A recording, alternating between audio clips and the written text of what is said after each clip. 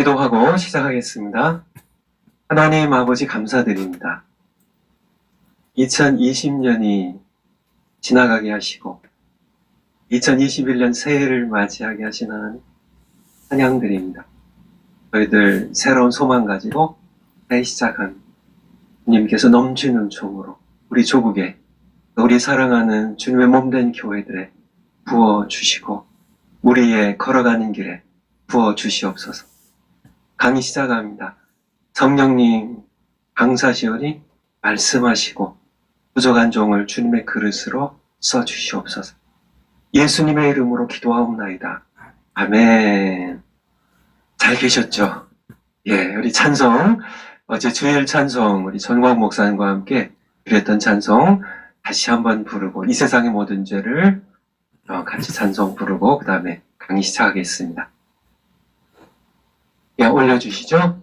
이 세상의 모든 죄를 밝히시는 주의 보혈 성자 예수 그 귀한 피 찬송하고 찬송하세. 주님 앞을 멀리 떠나 길을 잃고 헤맬 때에 나의 뒤를 따라오사 친히 구원하셨도다. 아멘. 흰 눈보다도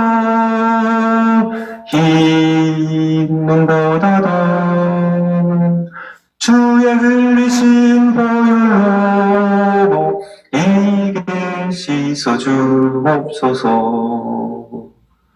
가시관을 쓰셨으니 피로 얼굴 물드셨고 십자가의 모진 고통 나를 위해 당하셨네. 아멘. 말로 형용할 수 없는 구세주의 부족하심 그 은혜와 그 신사랑 찬송하고 찬송하세. 아멘.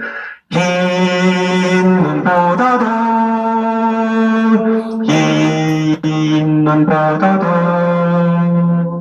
주의 흘리신 보혈로 이게 씻어주옵소서. 아버지를 멀리 따라 바른 길을 저버리고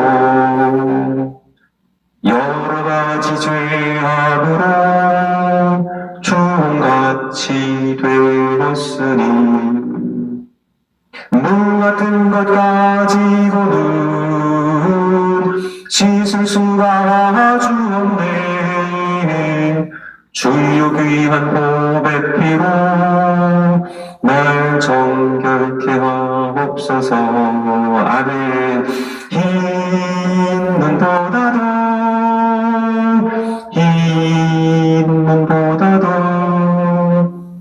주의 흘리신 보혈로 이게 씻어주옵소서. 아멘. 이 찬송은 어제 우리가 함께 불렀던 찬송인데요. 제가 가장 좋아하는 찬송이에요. 제가 목회하면서 우리 성도님들하고 미국에서 가장 제가 많이 불렀던 찬송입니다. 이 찬송 예수님의 피입니다. 그 피로 더러운 우리를 희게 씻어주셔서 주님의 보혈의 은혜에 감사하며 언제 불러도 항상 온 마음에 감사와 기쁨을 주는 찬송인데 여러분도 마찬가지시겠죠? 구약개론 우리가 시작했는데 지난해 12월 달에 2주에 걸쳐서 구약개론 서론에 대하여 함께 배웠는데 여러분들 이렇게 기억나시죠? 기억나시죠? 서론을 다시 한번 이렇게 보려고 하다가 제가 일부러 안 했어요. 왜냐하면 구약개론 이렇게 준비하다 보니까 천천히 하다 보면 한 1년도 더 걸리겠더라고요. 왜냐하면 너무 주시는 말씀이 너무너무 많아요. 너무너무 많아요. 여러분들도 숙제하셨죠? 우등하려면 어떻게 해야 된다고요? 구약성경 39권을 우리 구약개론 공부하는 동안에 5번 이상, 5번 이상, 5번 이상, 그리고 낙제하지 않으시려면 적어도 2번 이상 하셔야 되는데요. 우리 이동호 교수님을 우리 유동주 교수님 이제 강의 하기 위해서 같이 오세요. 이제 기사로, 운전기사로 같이 오셔서 저희 말씀하시더라고요. 본인이 숙제하냐고 굉장히 어떻게 해야 힘들었을까요? 즐겁게 하고 계시더라고요. 지금 벌써 역대상까지 끝내셨대요. 2번씩 읽으셔가지고 그런데 여러분들 많이 읽으셨겠죠. 그래서 우리가 제목을 다 아시죠? 함께 배우는 구약개론입니다. 제가 그런 생각도 해봤거든요. 이게 제목을 구약개론, 구약개론이죠. 어떻게 제목을 좀 정할까 생각해 봤는데, 조직신학자에게 배우는 구약개론, 이렇게도 한번 생각해 봤거든요. 근데, 사실 저에게 배우는 건 아니시니까, 그래서, 저 성령님 강사로 모시고, 그쵸. 쉽진 않지만은, 맞습니다. 쉽지 않죠. 저도 노력해야 되고, 여러분들도 함께 노력해야 되고요. 제가 죽고 예수님 안에서 제가 십자가에 못 박히고 제 안에 계신 그리스도의 영, 예수님을 증거하시는 그리스도의 영, 성령께서 저를 사용하시도록 제가 저 자신이 먼저 죽어야 되고요. 저 성령께서 가르치시는 성령론으로, 아니 구약개론으로요. 자꾸 제가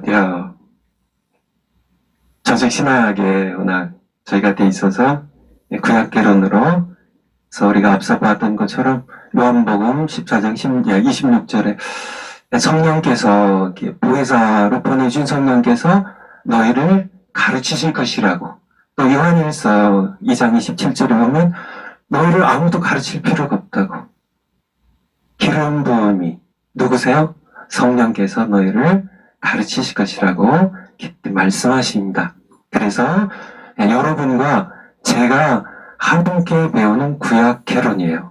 그래서 제가 이제 성령께 배운 것들 여러분과 함께 나눌 것이고요. 또 여러분들도 배운 것을 또 어떻게 된다고요? 가르쳐야 된다고요. 여러분들도 또 나누어야 됩니다. 그래서 여러분을 통하여 구약개론을 여러분들의 가족에게, 자녀들에게, 믿지 않는 남편에게, 구역 식구들에게, 또 목사님 허락하시면 교회 식구들에게 전하시는 여러분들 되시 바랍니다. 그러면 이제 창세기로 바로 들어가겠습니다. 창세기 한번 올려주세요. 파워포인트. 제가 시간이 좀 있어서 좀 준비를 했어요. 여러분들 파워포인트 보면서 또 이것을 지금 14장인가 이렇게 해놨는데 다 넣어라 우리 앱에, 우리 청교도 신학원 앱에 다 올려놓을 테니까요. 다 올려놓으니까 우리 카페에 다 올려놓을 테니까 여러분들 참고하시면서 받아 적진 않으셔도 거기서 보시면 되겠습니다. 창세기는 1장부터 50장까지 있는데 창세기 1장부터 11장까지 그리고 12장부터 50장까지 이렇게 둘로 이렇게 구분하는 것에 있어서는 제가 알기에는 구약신학자 모두에게 이견이 없어요. 그래서 성경을 특별히 창세기 가르치는 모든 분들에게 창세기는 크게 두 부분으로 나눠집니다. 그래서 창세기 1장부터 11장까지 12장부터 50장까지. 그래서 먼저 창세기 1장부터 11장까지 보면 창조 타락, 신반, 구속. 그래서 보통 여러분들 창세기 공부해 보신 분들 아시겠지만은 창세기 1장부터 11장까지 얘기할 때 여러분들 저 한번 저로 바꿔주세요.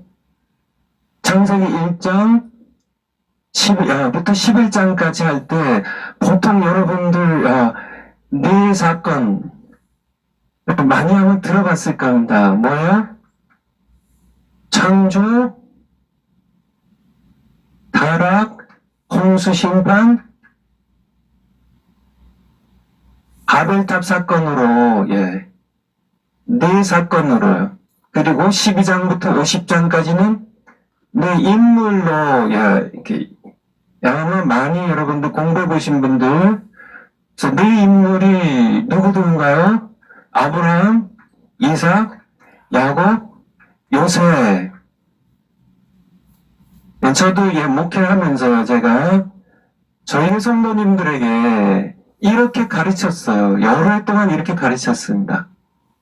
근데 이번에 제가 다시 구약계를 준비하면서 성경을 다시 창세기를 여러분 몇 번 읽으셨나요? 저도 이렇게 우동생이 되기 위하여 창세기를 5번 읽었는데 요 기간 안에요. 이간에 전화 읽고 다 빼고 읽었는데 제가 읽고 기도하면서 제가 가르친 게 아니니까 성령께서 어떤 감동을 주시는지 어떤 것을 전하기 원하시는지 이 내용에 대해서 기도할 때 이것이 아니라고 그렇게 말씀하신 것을 제가 감동으로 느꼈습니다. 이것이 아니라고, 내 사건, 내 인물이 아니라고. 그래서 다시 좀 제가 쓰면, 다시 여러분들, 다시 읽으시 바래요. 말씀도 창조, 맞아요. 1장부터 2장까지 창조입니다. 타락입니다. 3장부터 5장까지 타락. 그 다음에 심판. 심판은 항상, 우리가 공부하겠지만은, 하나님의 구속과 함께 진행이 돼요. 나중에 공부할 거고요. 여기에 바벨탑을 넣는데, 이것은 그냥 심판 안에, 들어가는, 빼는 것으로 해서, 창조, 타락, 심판, 구속. 그래서 12장부터 50장까지도 아브라함, 이삭, 야곱, 그 다음에 요셉이 아니라 12형제. 왜 이렇게 돼야 되는지, 왜 이렇게 돼야 될까요? 왜 여기에 요셉이 들어가면은 안 될까요? 물론, 여기에 요셉이 중심 인물로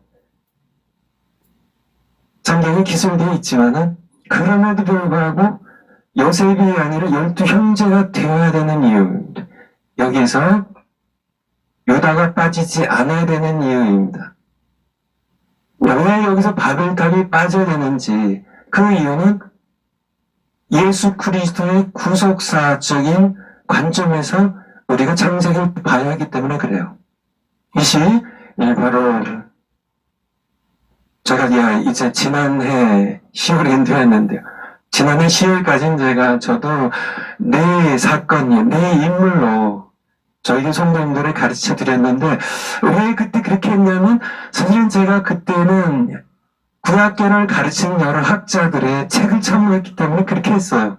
왜냐하면 거의 모든, 제가 아는 모든 구약계론들 거의 모두가 창세기 1장부터 11장까지는 네 사건으로 창조, 타락, 노아, 홍수, 심판, 그리고 바벨탑으로 그렇게 말씀도 하고 계시고요. 아마 여러분들도 대부분 그런 책들을 보셨을 겁니다. 12장부터 50장까지는 아브라함, 이삭, 야곱, 요셉으로 네 인물로 그렇게 전부 구약 개론들을 다 기술하고 있어요. 저도 그래서 그렇게 깊이 기도하지 않고 성령을 깊이 읽지 않고 그렇게 우리 성도님들을 가르쳐드렸는데, 요번에 제가 다시 이제 구약 개론을 제가 이번에 강의하면서요, 성령께서 어떻게 말씀하시는지 제가 기도하는 가운데, 그것이 아니라 바로 예수 그리스도의 구속의 역사로의 흐름이기 때문에 바벨탑이 중요한 사건이 아니라는 얘기가 아니라 이 흐름 가운데서는 빠져야 된다는, 심판의 한 부분으로 넣어야 된다는, 예, 마찬가지로 요셉이 중요한 인물이죠. 맞습니다. 중요한 인물이에요. 그렇지만은 그럼에도 불구하고 12형제 가운데 한 사람을 집어넣어야 되는 유다가 메시아 그리스도의 혈통을 이어가는 유다가 반드시 들어가야 되기 때문에 요셉이 여기에 등장하면 구속사를 설명하는 데 있어서는 장애가 된다는 그런 말씀입니다. 성경 자체가 우리 다음 파워포인트 한번 올려주실까요? 2번 파워포인트 다음 거요.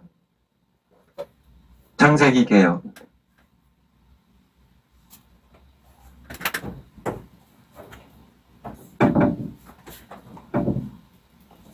제가 요거에 대해서 다시 설명을 좀 이렇게 차례로 하도록 하죠.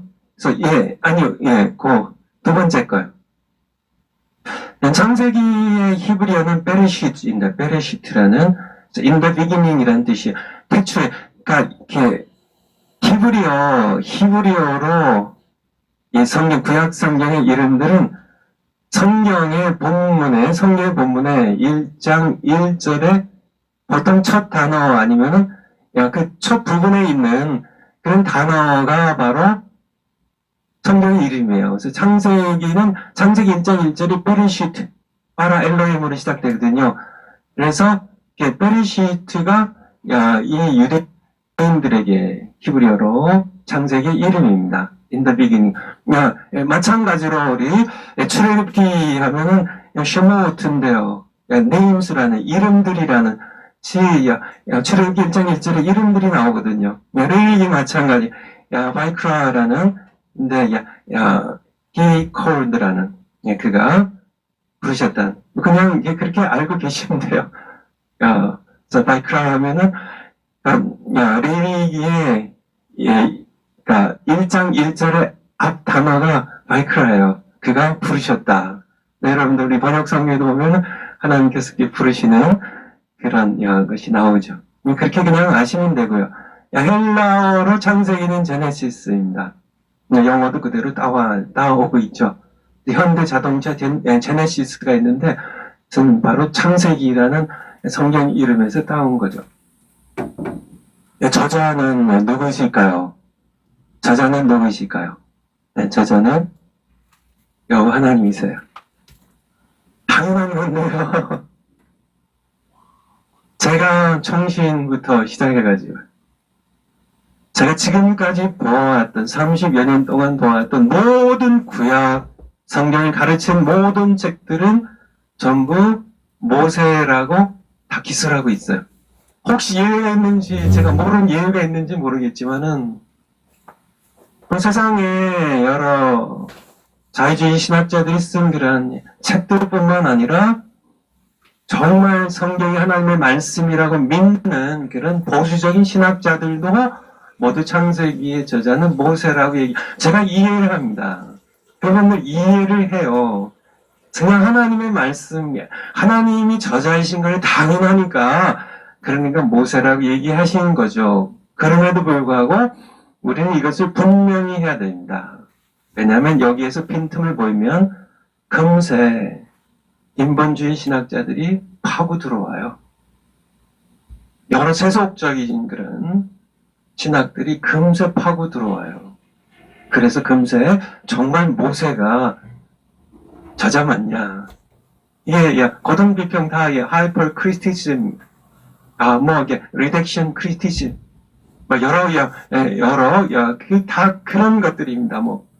편집설, 그런 것들이 파고 들어온다고요. 모세는 대필자예요. 대필자가 중요해요. 맞아요. 중요합니다. 하나님의 말씀을 받아 적는 게 중요하죠. 그럼에도 불구하고 우리는 모세는 대필자임을 디모데후서 3장 16절 잘 아시죠? 모든 성경은 하나님의 감동으로 된 것으로 하나님의 감동으로 된 것입니다. 모든 성경은 하나님의 감동으로 된 것이에요. 베드로 후서 1장 21절입니다. 베드로 전서가 아니라 베드로 후서 예, 베드로후서 1장 21절, 20절부터 한번 올려주실까요? 찾아서. 베드로후서 1장, 베드로후서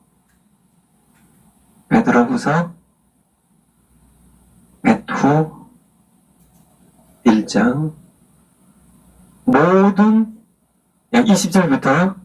먼저 알 것은 성경의 모든 예언은 경에, 우리 개정판은 성경으로 이렇게 다시 번역했죠. 성경의 모든 예언은 사설이 풀 것이 아니니. 21절 같이 한번 읽겠습니다. 시작. 예언은 언제든지 사람의 뜻으로 낸 것이 아니요 오직 성령의 감동하심을 입은 사람들이 하나님께 받아 말한 것임이니라. 여기서 본문 보세요. 성령의 감동하심 입은 사람이 모세오경에서 누구예요? 모세죠. 모세가 성령의 감동하심을 입어서 누구에게요? 하나님께 받아 말한 것입니다. 누가 저자인가요? 모세오경의 저자 누구인가요? 하나님께 받아 적은 건데요. 받아 적은 사람이 저자인가요? 불러주신 그 말을 주신 분이 저자신가요? 하나님이 저자였어요. 여러분들 당연히 알고 있고 당연히 동의하는 말씀이지만은 이것이 굉장히 매우 중요한 말씀입니다. 하나님께 받아 말한 것이에요. 저자는 여호와 하나님이세요. 그분이 성령의 감동하심을 입은 모세에게요. 바울에게요. 에스겔에게요. 예레미야에게, 이사야에게, 말라기에게, 그들에게 성령의 감동하심 입게 해서 하나님의 말씀을 정확무효하게, 틀리지 않게, 가감하지 않고 그대로 받아 적을 수 있도록 능력을 성령 통해 부어주시고 하나님께서 받아 적게 하신 것이 바로 모세오경이고 구약성경 39권이고요. 그리고 성경 66권임을 우리가 분명하게 알아야 됩니다. 미국은 그동안 계속 기독교 국가였습니다. 성경이 하나님의 말씀이라고 믿는 그런 나라 국가였어요. 하지만 지금은 바뀌었습니다. 크리스찬은 아직도 80%가 본인들이 크리스찬이라고 불러요. 하지만은 성경이 하나님의 말씀, 하나님의 정확무한 하나님의 말씀이라고 믿는 사람들은 지금 30%대로 뚝 떨어졌어요. 이것이 굉장히 중요해요. 그래서 이 말씀이 사람들에 의해서 하나님의 말씀이라도 사람들이 자기들이 적은 이런 말씀들, 하나님께서 말씀하신 것들 본인들이 적용도 하고 해석도 하고 잊어버리기도 하고 넣기도 하고 그런 사람의 말로 그렇게 기록되었다고 믿는 그런 크리스천들이 미국에 오히려 더 많아요. 이 시대가 점점 더 그렇게 되어갈 겁니다. 예레미야 1장 1절부터 한번 올려주실까요? 예레미야, 구약성경 예레미야 1장 1절부터. 예레미야 1장 1절. 예레미야는 하나님께서 남쪽 유다 왕국이 멸망하기 전에 하나님께서 선지자로 부르셨는데요. 그래서 이렇게 남쪽 유다 왕국이 멸망하는 과정을 계속 지켜보면서 하나님의 말씀을 선포했던 그런 하나님의 선지자인데 1장 1절에 보면 베냐민 땅 아나돗의 제사장 중 힐기야의 아들 예레미야의 말이라. 예레미야서는 예레미야의 말일까요? 예레미야가 대필한 말이라. 이것이 정확한 해석입니다. 2절에 보면 2절에 아몬의 아들 유다왕 요시아의 다스린 지 13년에 여호와의 말씀이 예레미야에게 임하였고, 예레미야에게 누구의 말씀이요? 여호와의 말씀이 임했다고요. 여호와의 말씀이 임했다고. 3절입니다. 3절에 요시아의 아들 유다왕 여호야김 시대부터 요시아의 아들 유다왕 시드기야 제11년 말까지. 제11년 말이 시드기야 왕 제11년 말이 언제일까요? 남쪽 유다 왕국이 주전 586년에 망하던 해입니다. 망하던 해예요. 그래서 시드기야는 남쪽 유다 왕국의 마지막 왕이에요. 시드기야 제 11년 말까지 임하니라. 뭐가 임해서? 하나님의 말씀이요. 4절에 나오죠. 여호와의 말씀이 내게 임하니라. 이르시되라고. 9절 한번 보죠. 9절. 좀 더 쭉 내려가서 9절.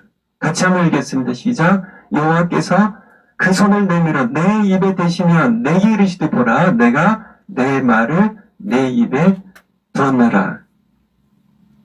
예레미야 성경 누가 저자인가요? 예레미야의 입에 말씀을 넣어주신 여호와의 말씀이 내게 임하니라. 요시야 시대부터 시드기야 제 통치 제 11년 말까지 하나님의 말씀이 임한 그것을 기록한 대필한 예레미야가 저자인가요? 여러분들 다 동의하신 말씀 제가 강조하는 이유는요. 그만큼 중요해요. 성경은 하나님의 말씀입니다. 성경의 저자는 여호와 하나님이세요. 대필자가 모세도 있고 예레미야도 있다는 말씀입니다. 모세의 경우 한번 볼까요? 출애굽 24장. 출애굽 24장. 시내산에 이제 출애굽해가지고 당도해가지고 거기서 언약을 맺으면서요. 24장 3절부터 모세가 와서 여호와의 모든 말씀과 그 모든 율례를 백성에게 고하매 그들이 한 목소리를 응답하여 가로되 여호와의 명하신 모든 말씀을 우리가 주행하리이다. 4절 같이 한번 읽겠습니다. 4절 모세가 여호와의 모든 말씀을 기록하고 이것이 모세오경이에요. 여러분들 아시나요? 모세가 저자예요. 아니요, 그는 대필자입니다. 여호와의 모든 말씀. 그분이 주신 말씀이에요. 바로 여호와 하나님께서 성경이 저자임을 우리가 제가 성경 구절 더 많이 적어왔는데 여러분 충분히 아셨을 것 같아서요. 성경 말씀을 대할 때 너무나 많은 그런 보수적인 신학자들도 그래요. 성경을 대할 때 정말 두렵고 떨림으로 사도 바울이 하나님의 말씀 앞에 두렵고 떨린다고 했던 전할 때 떨린다고 했던 고린도전서 2장 고린도전서 2장 말씀입니다. 우리 느헤미야에서 보면 8장에 이스라엘 백성들이 에스라 선지자가 성경을 펼 때 다 함께 일어나서 하나님의 말씀의 경의를 표했고 성경을 함께 읽어줬을 때 함께 듣고 귀 기울여 듣고 함께 울었던 것처럼 회개했던 것처럼 우리는 하나님의 말씀을 대할 때 너무 집집마다 제가 구약개론 서론 얘기할 때도 말씀드렸지만은 성경책이 집에서 그냥 여기저기 흘러다니는 교회도 보면 교회 이제 저게 건물에 이제 미국에 있던 이제 성기란 교회 분실물 이렇게 모아놓는 데가 있어요.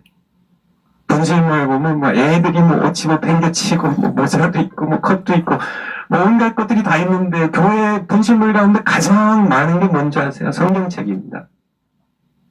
여기저기 성경책 잊어버려도 그냥 찾지도 않는 것 같아요. 잊어버리고 가는 것도 문제지만 정말 그렇게 하나님의 말씀을 물론 성경책에 기록된 이 성경의 이 글자 이 자체가 하나님처럼 그렇게 저기한 것은 아니지만은 바로 이것이 하나님의 기록 이 모든 글자 문자들이 하나님께서 우리를 살리시기 위하여 주신 하나밖에 없는 창조자 하나님의 말 앞에 우리는 좀 더 겸손해질 필요가 있고 하나님의 말씀 더 존중히 여기는 성경 구절 한 구절 한 구절 정말 하나하나 우리가 하나님을 사랑하는 마음으로 그분이 주신 글을요. 그분이 주신 글을 우리가 이렇게 우리가 사랑하는 부모님이 내게 주신 어떤 편지가 군대 갔는데요. 아버지께서 어머니께서 편지를 받으셨다면 우리가 함께 그 편지를 어떻게 읽어야 될까요? 뭐 애인의 편지만 뭐 달투로 그냥 읽고 뭐 어머니 보낸 편지는 그저 그냥 대충 읽거나 저 구석에 처박아 놓고 읽지 않는다면 그것은 부모에 대한 우리 도리가 아니죠. 우리가 하나님의 말씀을 부모님이 내게 주신 유언의 말씀보다 더 소중하게 여기는 그런 우리가 되어야 됩니다. 우리 파워포인트 2번 다시 가주실까요? 제가 아무리 강조해도 구약개론 하는 동안 계속 더 강조해도 모자랄 수 없을 만큼 굉장히 중요해요. 제가 얘기드린 것처럼 어떤 그런 책들 그냥 거기 한번 올려주세요. 파워포인트 2번 어떤 그런 책도 창세기 저자를 하나님으로 한 책을 아직까지는 제가 못 봤어요. 제가 이해는 한다고요. 이해는 해요. 하지만은 우리는 분명하게 창세기 저자는 성경의 저자는 여호와 하나님임을 분명하게 밝혀야 되고 또 이것을 우리는 분명하게 적어야만 합니다. 저작년도 주전 예수님이 땅에 오시기 1446년 이게 출애굽하던 해거든요. 1406년이 바로 이제 광야 40년이 끝나고 이제 모압 평지에 이제 요단강 동편이죠. 거기에 모세가 있으면서 신명기를 주셨던 이렇게 하나님께서 주신 말씀을 기록했던 그때예요. 그래서 그 기간에 기록되었고요.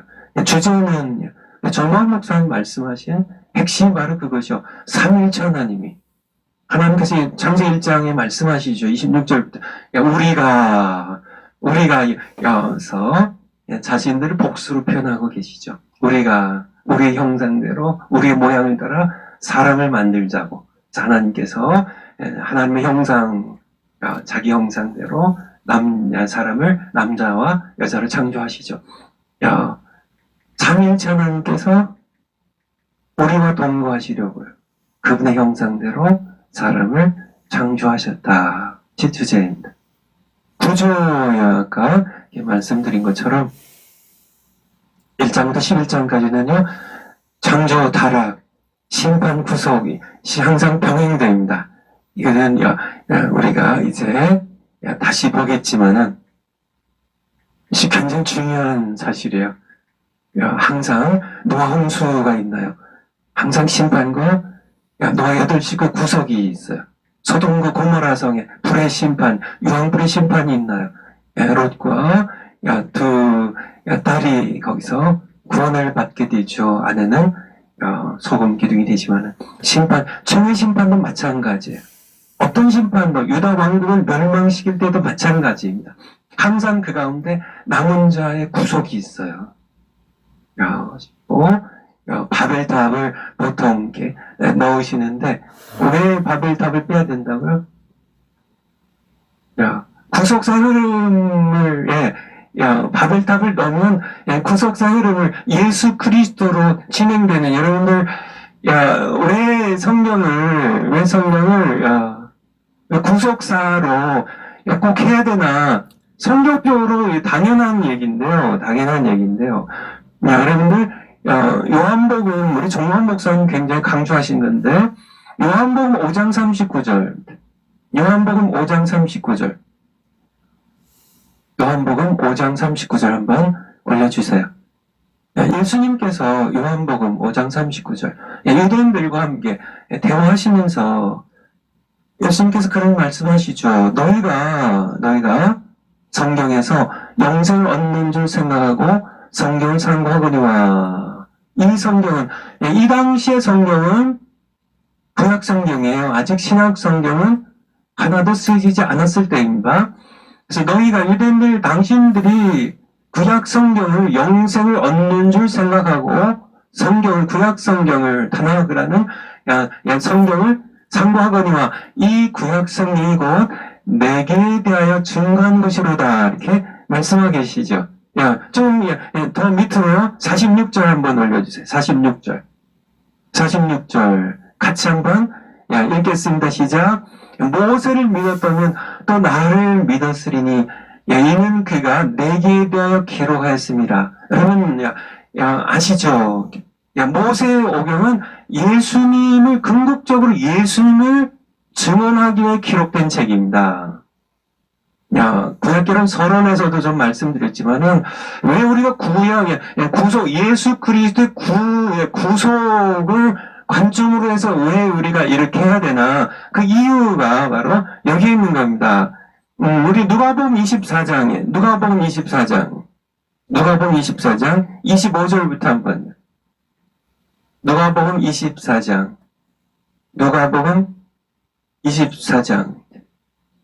25절부터. 예수님께서 부활하신 후에요.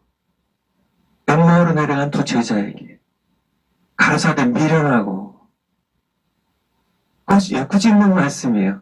선지자들의 말한 모든 것을 마음에 더디 믿는 자들이여라. 27절입니다.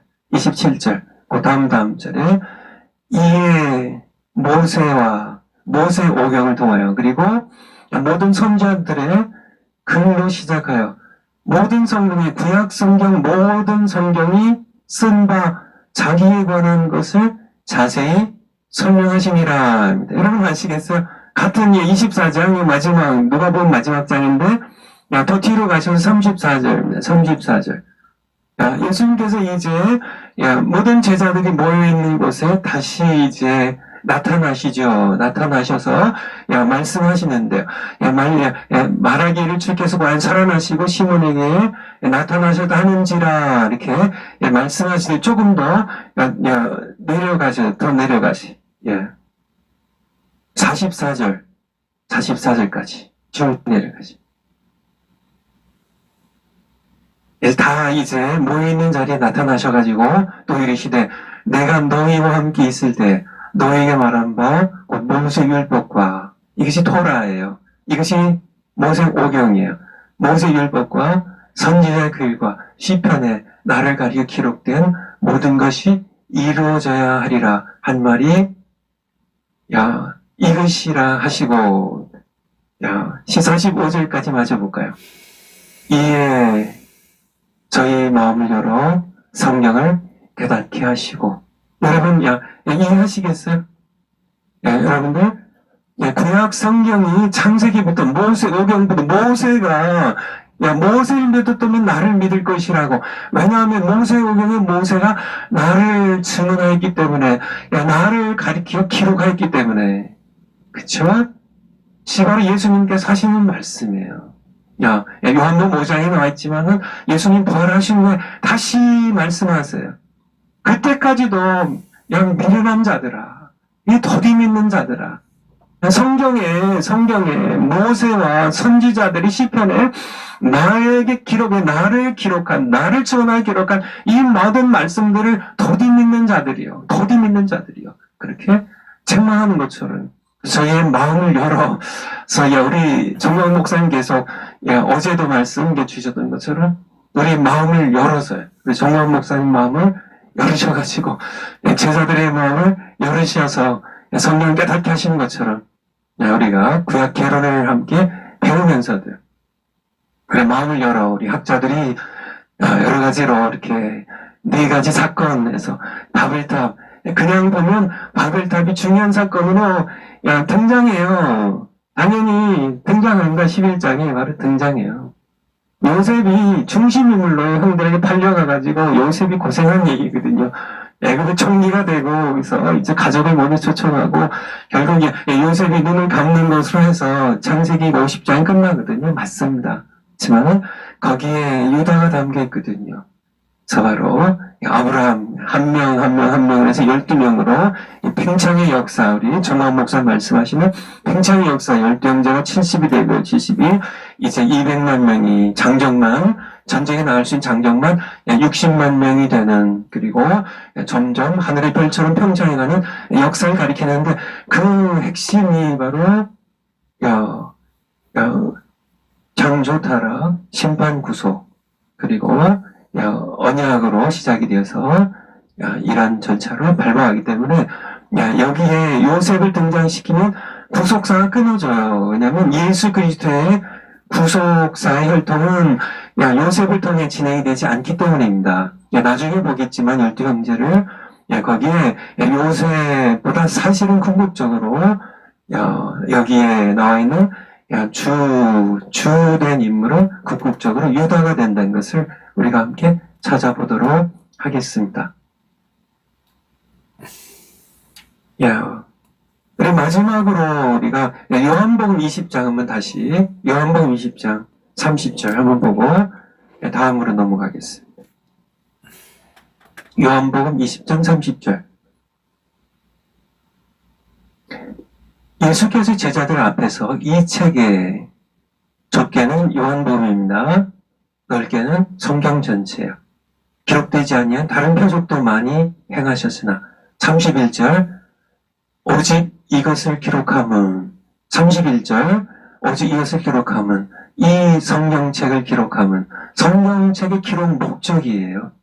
너희로 여러분들 성경 읽을 때 우리에게 착하라고, 착한 사람들하고 성령 주신 건가요? 그런 면이 없지 않아 있습니다. 맞아요. 그렇지만은 그것이 주목적이 아니에요. 성경책은 우리에게 착한 사람들하고 윤리적인 그런 설교하라고 주신, 그것이 주목적이 아닙니다. 성경책을 주신 목적은 죽은 우리를 살리려고 주신 거죠. 우리를 구속하기 위해 주신 겁니다. 예수 그리스도가 31절 계속 예수께서 하나님의 아들 그리스도이심을 믿게 하려고 성경 주신 겁니다. 그래서 창세기부터 요한계시록까지 예수 그리스도가, 모세도 그렇고요, 모든 선지자들도 마찬가지고 사도들도 마찬가지고, 모든 성경은 예수님이 누구이신지를 증거하기 위해 기록됐다는 얘기입니다. 그래서 모세 오경 읽을 때도 우리는 예수 그리스도를 어떻게 증거하고 있는지 그것을 우리는 염두에 두고 읽어야만 성경을 제대로 이해할 수 있고요. 그러면 예수님이 누구이신지를 믿게 되면 어떻게 되나요? 너희로 믿고 그 이름을 힘입어 생명을 얻게, 구속사예요. 성경이 기록된 목적은 구속사입니다. 구속이 우리를 구속하게 주신 겁니다. 우리를 살리기 위해서요. 우리가 타락해서 지옥 가기 때문에 하나님께서 우리를 사랑하시기 때문에요. 우리를 구원하시기 위하여, 예수 그리스도를 보내셨고요. 예수 그리스도가 이 땅에 오시는데 그가 누구인지 알아야죠. 하나님의 아들이심을, 그가 우리의 구원자, 그리스도 메시아이심을, 우리를 구원하 오신 분이심을 믿게 하려 하는 것이고, 두 번째로 그를 믿고 어떻게 해요? 생명을 얻게, 구속함을 받게. 이것이 바로 성경을 기록한, 내가 이것을 기록함은입니다. 오직 이것을 기록함은, 성경을 기록한 목적에 대해 우리는 분명히 알아야만, 그렇죠? 우리가 물리학 책을 사서 읽으면은 그 책이 무슨 책인지 알아야 될 거 아니에요? 문학 책을 읽으면요, 어떤 톨스토이의 사람은 무엇으로 사는가 하는 그러한 어떤 단편 소설을 읽으면 톨스토이가 어떤 주제로 무엇을 전하기 위해 이 소설을 썼는지 우리가 알고 읽으면 우리가 그 소설 통하여 뭔가 교훈을 얻는 것처럼, 다른 모든 책들 가운데 오직 하나인 하나님의 유일한 하나님의 말씀, 이 성경책, 왜 이것을 우리에게 주셨는지, 왜 이 책이 쓰여졌는지, 바로 구속사입니다. 구속사. 이 구속사로 예수 그리스도를 증거하는 그의 구속사예요. 그를 통해 우리가 구속받기 위한 그 역사를 우리가 공부한다면 우리는 네 사건이 아니라, 그래서 바벨탑을 빼고요, 우리는 이렇게 창세기 1장부터 11장까지를 우리가 이해해야만 되는 거고, 그래서 이런 구약계로는 제가 아는 한은 없어요. 제가 내가 모르는 그런 성령의 역사로 이렇게 구약계를 쓴 그런 학자들이 아마 좀 있겠죠. 그렇게 희망하고요. 여기에서도 계속 요셉을 주인공으로 내세우는데 그렇게 하면 이어지는 구속사의 흐름을 이해를 잘 못하게 돼요. 방황하게 되죠. 그래서 여기서는 12형제로 하는 게 맞다는 것이 바로 제가 이번에 강의를 준비하면서 성경을 통하여 성령께서 깨닫게 하신 겁니다. 우리 다음 파워포인트. 파워포인트 3번 한번 올려주실까요? 창세기 1장부터 11장까지 창조, 타락, 심판과 구속입니다. 창세기 1장부터 11장까지 역사는 바로 하나님 창조하셨죠? 그 다음에 바로 아담과 하와가 타락합니다. 그래서 타락이 진행되는데 하나님께서 심판하세요. 노아 시대의 심판입니다. 구속이 진행이 되는데 인류 역사의 총 역사입니다. 이것이 바로 구약 역사의 단면이란 얘기예요. 구약 역사의 창조부터 남쪽 유다 왕국이 멸망하고 남은 자들이 구속받아서 돌아오는 여기까지가 창세기 1장부터 11장까지 진행됐던 이 역사의 단면이래요. 이 역사가 바로 구약의 역사를 보여주는 모습이고, 더 좀 역사를 넓혀가지고. 인류 역사도 마찬가지입니다. 창조는 다 똑같죠. 하나님의 창조부터요. 이제 최후의 심판날까지 인간의 역사는 바로 이렇게 진행이 됩니다. 창조하셨고요. 타락했고요. 우리 인류의 선조부터 타락했고, 타락의 역사입니다. 하나님을 거부하는 반란의 역사예요. 불순종의 역사입니다. 죄의 역사예요. 죄의 역사니까 사망의 역사예요. 어둠의 역사입니다. 그런 사단이 끊임없이 우리를 지옥으로 끌고 가는 그런 역사가 최후의 심판날까지 진행된다는 얘기입니다. 그렇지만은 하나님께서 심판을 노아 홍수 때 심판하셨고요. 소돔과 고모라 성을 심판하셨고요. 이스라엘 백성들 심판하셨던 하나님, 하나님께서는 또한 최후의 심판하신다는 얘기입니다. 그렇지만은 하나님의 모든 심판은 항상 구속이 함께 병행된다는, 함께 진행된다는 역사를 시와의 인류 역사의 전모입니다. 그 다음 네 번째 파워포인트.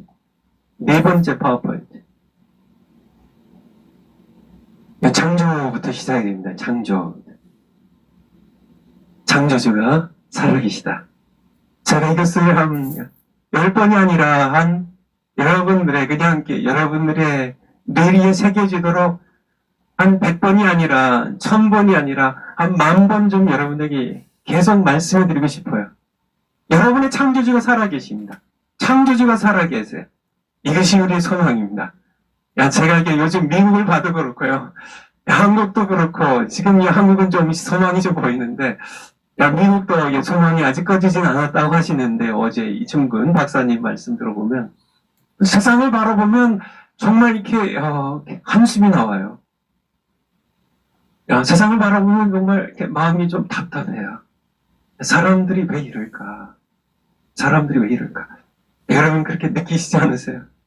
정말 이렇게. 그런데 저에게 끊임없이 소망이 되는 말씀이 바로 창조주가 살아계시다는 것. 그래도 창조주가 살아계시오. 그래도요, 아무리 짙은 비구름이 자욱하게 어둡게 내리 깔린 그런 날이라도요, 구름 너머에 태양이 있는 것처럼 하나님은 그 너머에 태양의 창조자로 여전히 살아계세요.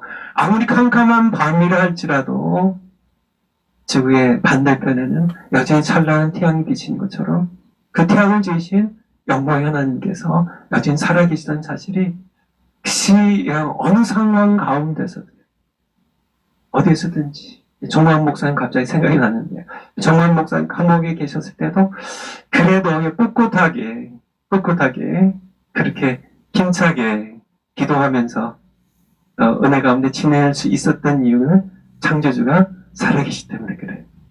여러분 따라서 한번 해보실까요? 창조주가 살아계시다. 창조주가 살아계시다. 창조주가 살아계시다. 놀랍게도 성경이 그렇게 시작이 됩니다. 창세기 1장 1절입니다. 태초에 하나님이 천지를 창조하시니라. 여러분들 다 암송하시나요? 저는 성경 가운데, 성경 66권 가운데 여러분이 좋아하는 성경 구절이 어떤 성경 구절이에요? 가장이요. 정말 가장 여러분들이 사랑하고 아끼고 좋아하는 성경 구절. 그쵸? 요한복음 3장 16절.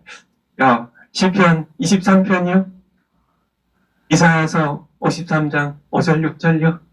어떤 말씀이에요? 저도 모든 성경 구절, 안 귀한 성경 구절이 어디 있겠어요? 또 그 가운데 또 귀한 말씀들이 또 그런 성경 구절들이죠. 진짜 다 귀한 성경 구절인데 그 가운데 저에게 사실 수십 년 동안 귀한 구절 가운데 하나는 창세기 1장 1절이에요. 태초에 하나님이 천지를 창조하시니라. 이 말씀을 읽으니 제 마음 가운데 뿌듯한 희망이 솟아올라요. 3절에 보면 하나님이 가라사대 빛이 있으라 하심에 빛이 있었고, 이 말씀이 저는 너무 좋아요. 하나님이 가라사대 And God said Let there be light. 빛이 있으라 말씀하심에, 명령하심에 God said 말씀하셨습니다. Let there be light. 빛이 있으라 하심에 And there was light.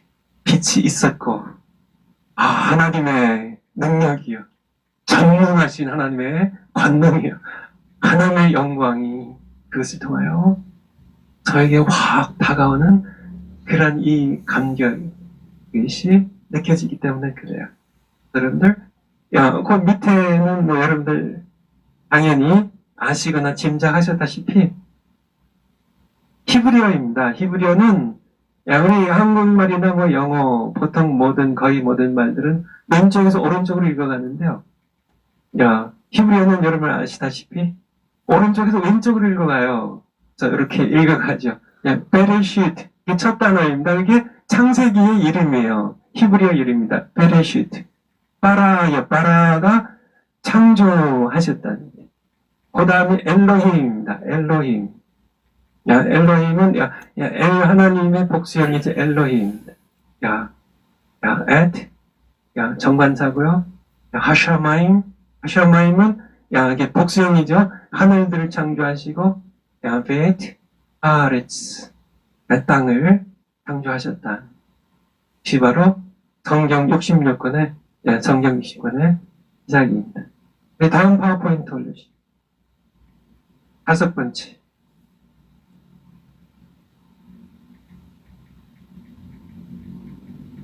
창조주가 살아계시다.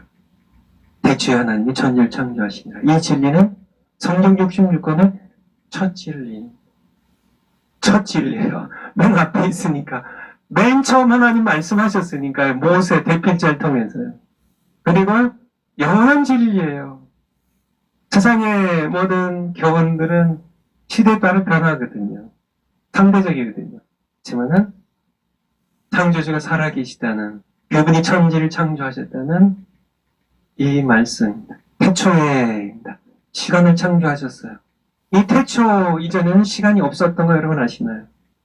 태초에 하나님 천지를 창조하시면서 시간이 창조되었습니다.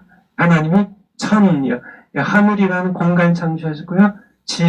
땅이라는 물질을 창조하셨어요. 시간, 물질, 시간, 공간, 물질, 하나님께서 첫날 창조하신 것의 중심입니다. 그리고 빛을 첫날 시간 창조하시고, 공간 창조하시고, 땅을 창조하시고, 그리고 빛을 창조한 이 네 가지, 것이 바로 하나님의 첫날 창조입니다. 그리고 성령의 모든 진리가 시작된 진리입니다. 여기 시작된 첫 진리니까요.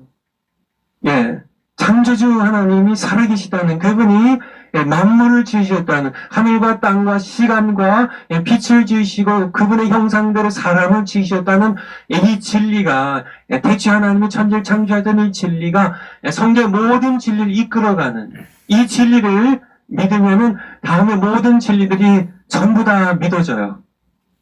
그런데 이 진리에서 막히면은 그 다음에 성경을 읽어가도 여기서 막히면은 줄줄이 다 아무 의미가 없어져요.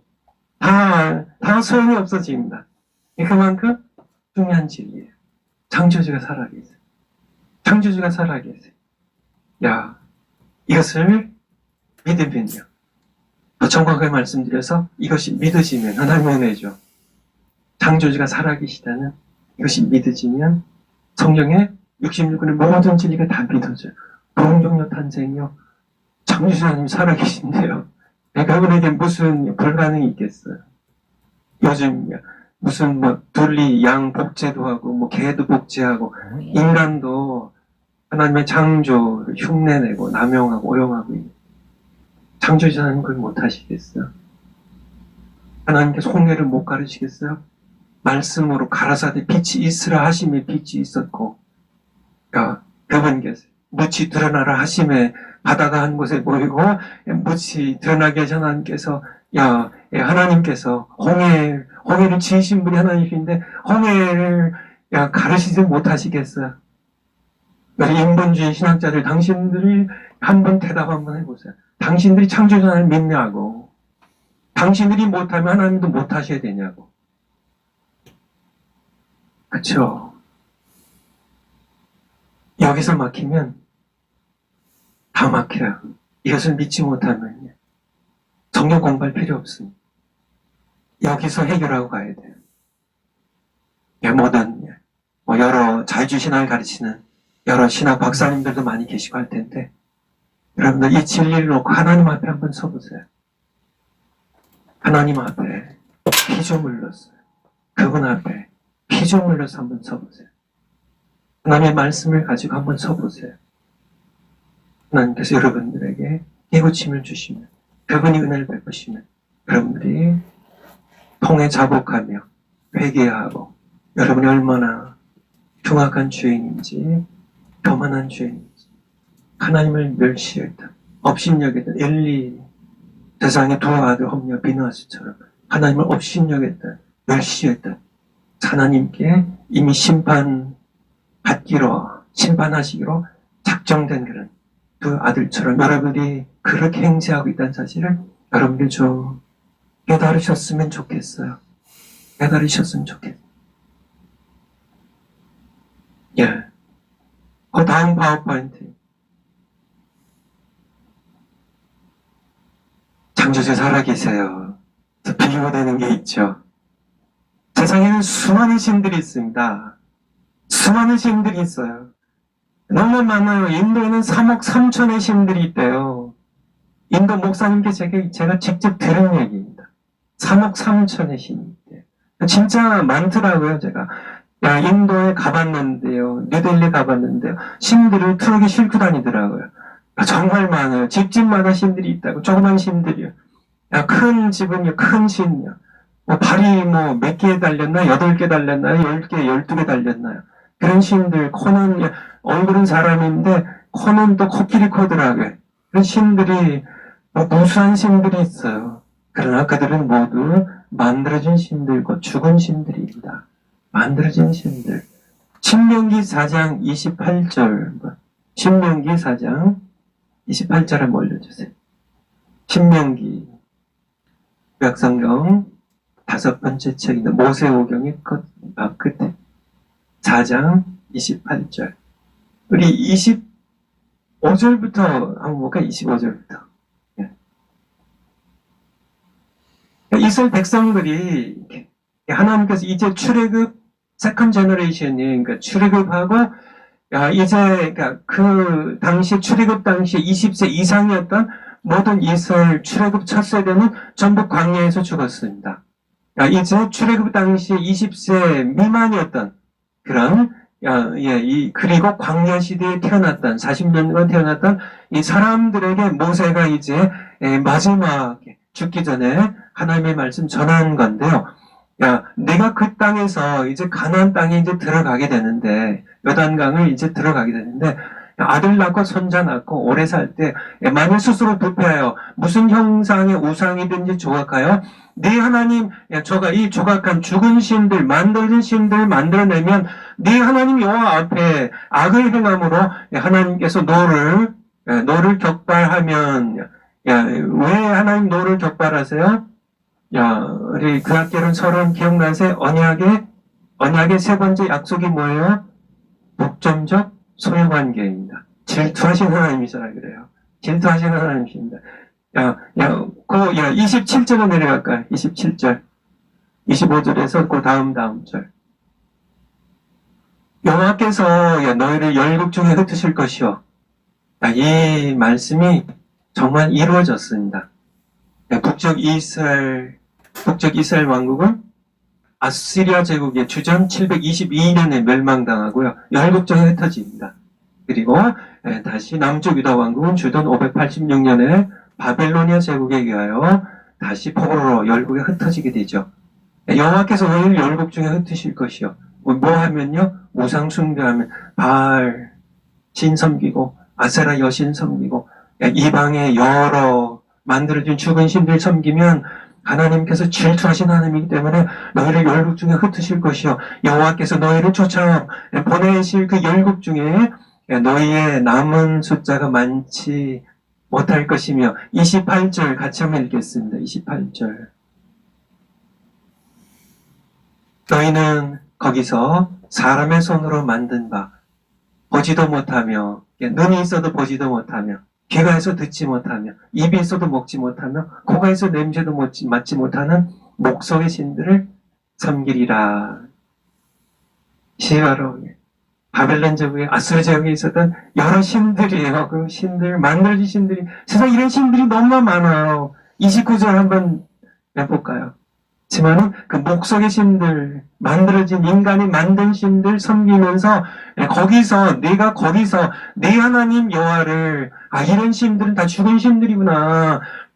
전부 나무로 깎아 만들고 돌을 쪼아 만든 이 신들은 눈이 있어도 보지 못하고 귀가 있어도 듣지 못한 죽은 신들이구나. 거기서 비로소 여호와 하나님이 생각나면 살아계신 하나님 창조자 하나님이 생각나면 내 하나님 여호와를 구하게 되리니 만일 마음을 다하고 성품을 다하여 그를 구하면 만나리라 라고 말씀하겠어요. 요한계시록 9장 20절. 요한계시록 9장 20절. 요한계시록 9장 20절. 성경에 너무나 많이 있어요. 만들어진 신들. 성경에 너무나 많이 죽은 신들, 만들어진 신들, 그것에 대하여 버리고 오라고. 너희가 그 나무, 한 나무 토막은 땔감으로 쓰고 한 나무 토막은 신으로 만들어서 복 달라고 빌고 있더니 너무 어리석은 게 아니냐고. 요한계시록 9장 20절. 거기 9장 20절. 그런데 이 우상숭배가요. 이 말세까지 계속돼요. 최후의 심판날까지 계속됩니다. 이 재앙에 죽지 않고 하나님이 이렇게 심판하시는데도요. 남은 사람들은 그 손으로 행하는 일을 회개치 아니하고 오히려 여러 귀신과 또는 보거나 듣거나 다니거나 하지 못하는 금은동과 목석의 우상에게 절하고 이것이 인류 역사에 끊임없이 지속되는 세상에는 그렇게 많은 사람들이 만든 신들이 있다는 얘기입니다. 이 파워포인트 7번째. 파워포인트 7번째. 자, 이것들, 7번째. 1번.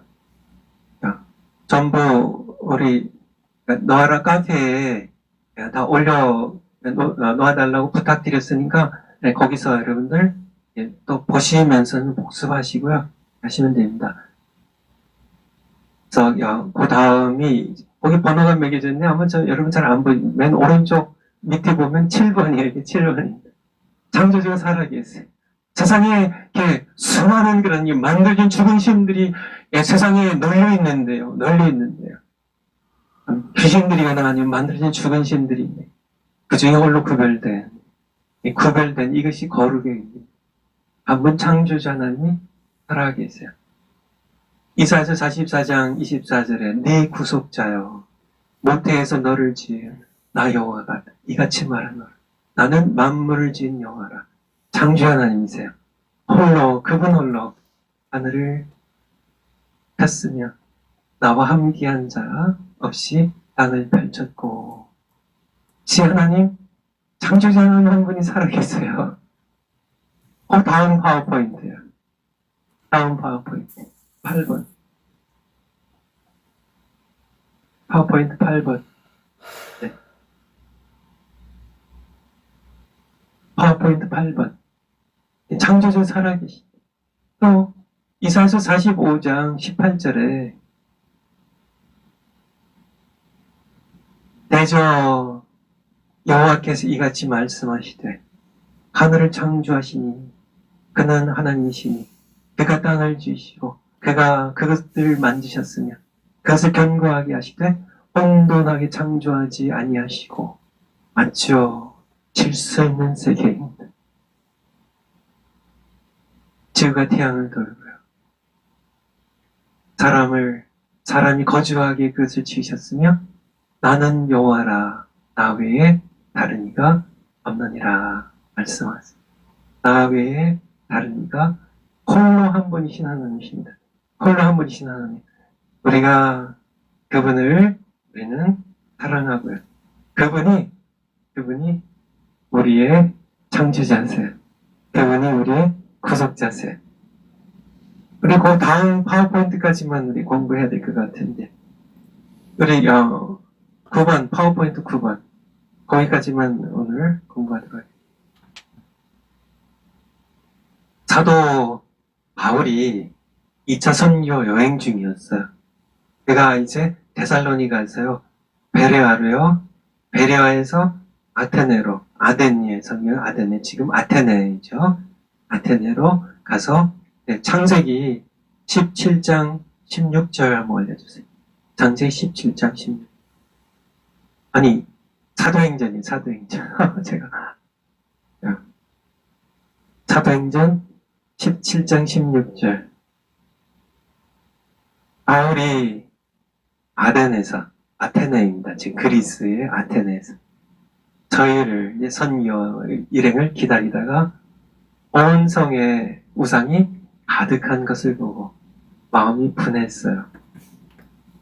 여러 신들, 주피터, 무슨 이렇게 전쟁의 신, 바다의 신, 넵튠, 포세이돈, 여러 신들, 사냥의 신, 바카스, 술의 신, 온갖 신들 이렇게 만들어 놓고 온 성에 이런 만들어진 죽은 신들이 가득한 것을 보고요. 가득한 것을 보고 그가 마음에 분했습니다.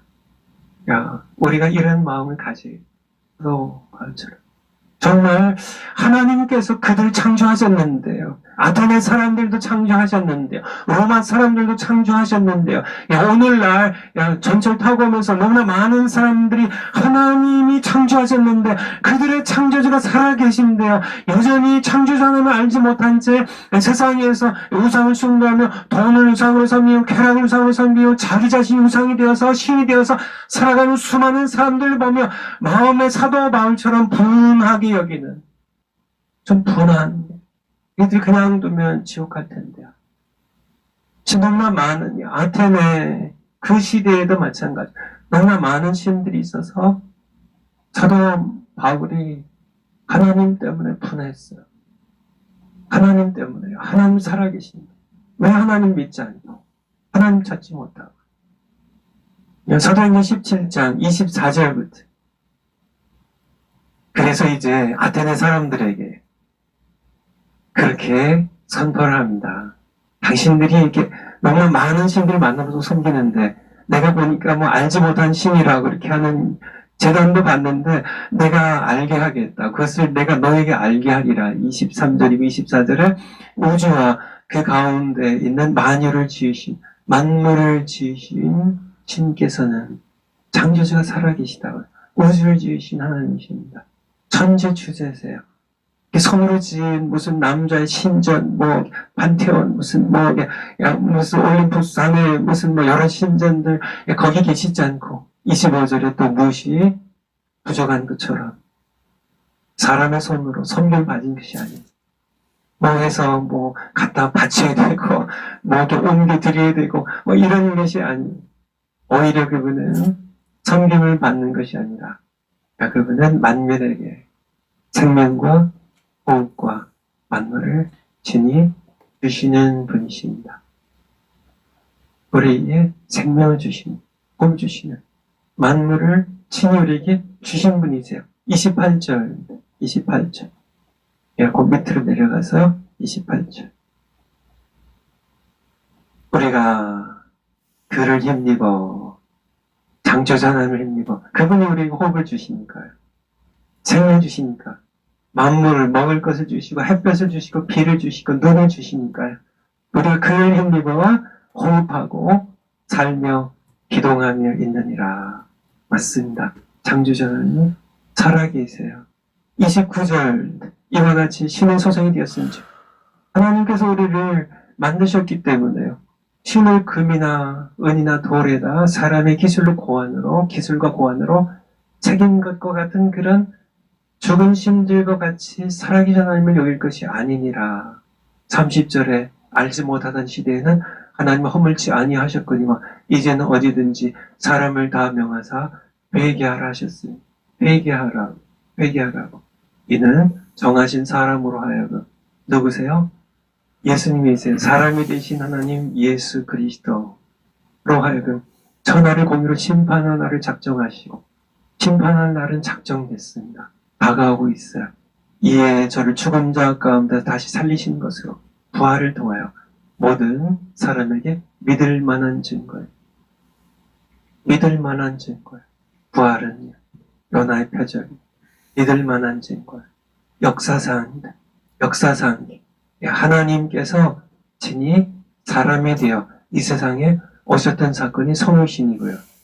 부활은 사람이 그를 십자가 못 박아 죽였지만은 그가 우리의 죄를 지고 대신 그 십자가 죽음의 길을 걸어가셔서 죽으시고 무덤에 묻히시고 제3일에 다시 하나님께서 일으키신 부활은요.